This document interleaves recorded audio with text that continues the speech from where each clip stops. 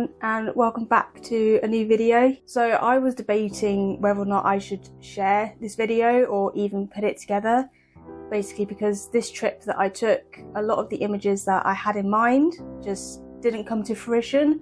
One of those being hopefully finding the West Coast community, which is a pod of orca that is unfortunately going to become extinct in the coming decades. It only consists of 2 male orca, Jonco and Aquarius. And although the timing of the trip was meant to coincide with when these 2 male orca would appear at this location, they just didn't show up. So unfortunately I wasn't able to see them this time around, but I do have my fingers crossed that I will get to see these amazing animals some point in the future. And as well as that, the other images that I did take of the local wildlife, I wasn't over the moon with them. There was only a very small selection that I was very happy with. But this inevitably is the reality of doing wildlife photography, whether it's a passion or if you're doing it professionally. Wildlife does do its own thing. You can't control where they're going to go or when they're going to turn up. That is just how it is. But I didn't let this deter me from enjoying the trip as a whole. And like I said, there were a few images that I came away with that I was happy with. So without further delay, I will show you now what happened on my most recent trip to the Isle of Mull. So it may come as no surprise to my regular viewers that I have returned to the Isle of Mull once again this year. As usual, me and my husband based ourselves in the town of Tobermory for a week, and we spent a couple of the days wandering along the harbour, enjoying the delicious local foods and taking the usual walks through the forests and along the coastline and waterfalls.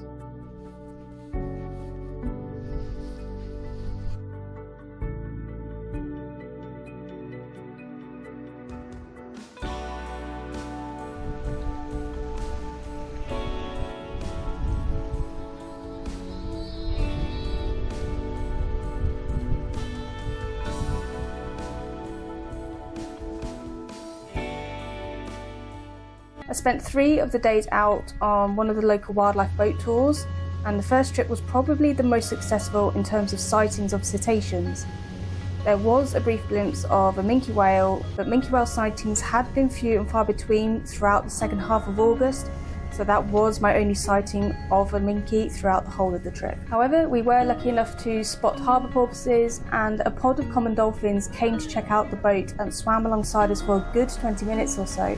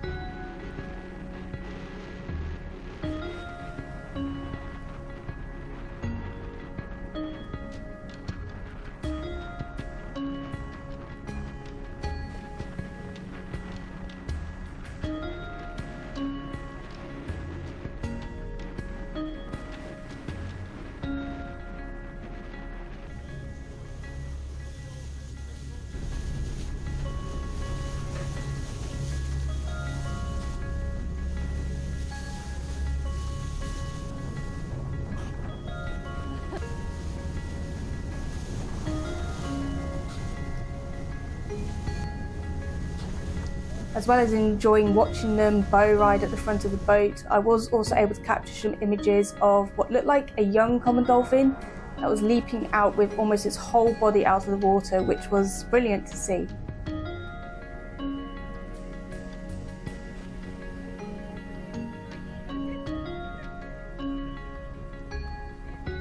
There was also a good variety of seabirds out on the multiple boat trips. This time around it included manx and sooty shearwaters, guillemots, cormorants, kittiwakes, fulmars, various gulls, great skua, and one of my absolute favourites, the northern gannet. On the second boat trip, the visibility was greatly reduced with sea fog rolling in when I was waiting by the pontoons. And once we left the harbour, I was left in awe at the landscape. It was completely cloaked in fog, and for the first hour, it was like travelling through a cloud, and it was so magical to witness.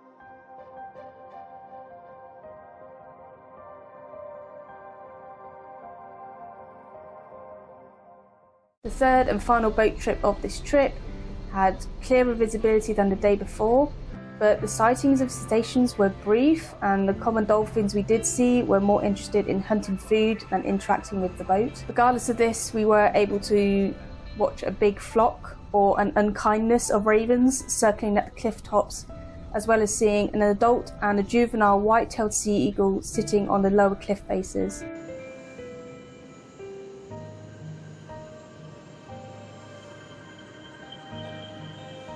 Inevitably, most of these boat trips did consist of seabird photography, where I tried to get a lot of them in flight, and I did actually get a sequence shot of a gannet that took off right alongside the boat, and I was really happy with those results, just getting it lifting off the water and up into the air.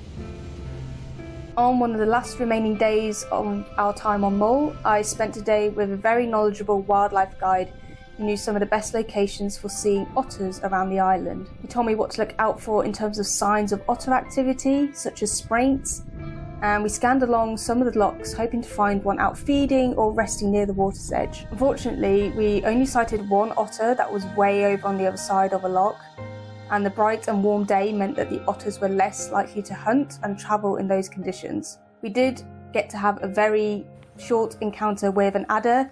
It was basking, but its head was hidden, so I didn't really get any good pictures of it. And despite not getting any images of the otters this time around, I really enjoyed learning more about these mammals and seeing new areas of Mull that I hadn't seen before. So overall, was this trip worth it? Well, yes. Putting aside the wildlife photography side of this trip, visiting Mull is always a wonderful experience. There's always something to see and learn, such as doing the bird watching, learning about the local history, looking at the various landscapes around, and also experiencing some of the various weather conditions on the island. And despite not being able to find certain species and get images of them, I can confidently say that I still enjoyed my time on Mull. I always do, no matter what time of year. And all being well, you can guarantee that I will once again be returning to the Isle of Mull in future years. I hope that you enjoyed this video, and as always, thank you so much for watching, and I shall see you all again next time.